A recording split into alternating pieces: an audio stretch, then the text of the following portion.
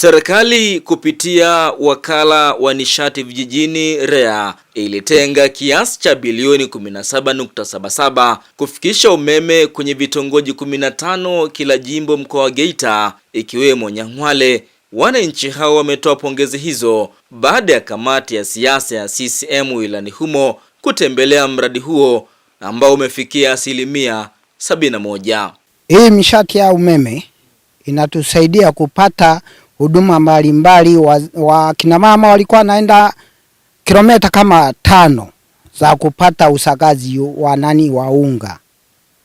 Ulipokuja umefungwa hapa, tumesaidiwa. Kwanza tumepata mashine kubwa ya umeme ambayo inakoboa mpunga ile ya magunia. Kwa sasa biashara ya mpunga kidogo imekuwa na afadhali, kwa sababu sasa tunakoboa pale na kuuza kwa bei nzuri tofauti na ile ya kupeleka Kaboha. Mradi una vitongoji 15 na vitongoji kwa wilaya nzima ambao vina umeme ni 88, na ukamilikaji wa mradi huu utafanya idadi ya vitongoji vyenye umeme viongezeke kufikia vitongoji 103. Mkuu wa wilaya ya Nyang'hwale Grace Kingalame amekiahidi Chama cha Mapinduzi kuwa serikali itahakikisha kaya zote zinafikiwa na huduma hiyo. Lengo la serikali ni kupeleka umeme kwenye kila kaya. Kwa hiyo Mheshimiwa Mwenyekiti, vitabaki vitongoji 170 na tukuhakikishie tu kama serikali ambayo mnaisimamia Chama cha Mapinduzi tunaelekea huko na vitongoji vyote vitapata umeme na tutahamia kwenye kaya. Kamati hiyo ya siasa pia imetembelea katika mradi wa maji wa visima 5 vya jimbo unaotekelezwa na RUWASA kwenye vijiji 5 kwa thamani ya zaidi ya shilingi milioni 300. Gharama ya utekelezaji wa visima 5 vya jimbo ni shilingi milioni 327,99,202.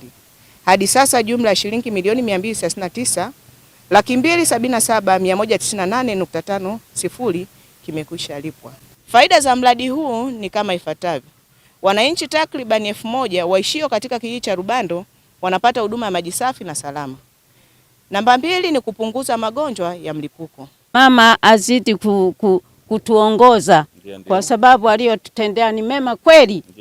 Yaani nashindwa nisemeje. Tunaendelea kumshukuru Mheshimiwa Rais, lakini pia kwa jinsi ambavyo anaendelea kutuletea fedha nyingi za miradi ya maji kuhakikisha kwamba tupati watu wenye magonjwa ya mlipuko, lakini pia mama akienda kujifungua ajifungue salama na maji yawepo hospitali. Mwenyekiti wa CCM wilaya Nyang'hwale Alhaji Adam Tore ameridhishwa na mradi huo. Kwa kweli ni mradi ambao ni mzuri sana, imeleta chachu ndani ya wilaya yetu ya Nyang'hwale kuweza kuwatoa kina mama ndoo kichwani, na nikupongeze sana meneja wa RUWASA kwenye wilaya yetu ya Nyang'hwale. Kwa kweli mwanamama hujawahi kulala. Kutoka Nyang'hwale, mimi ni Mrisho Sadik.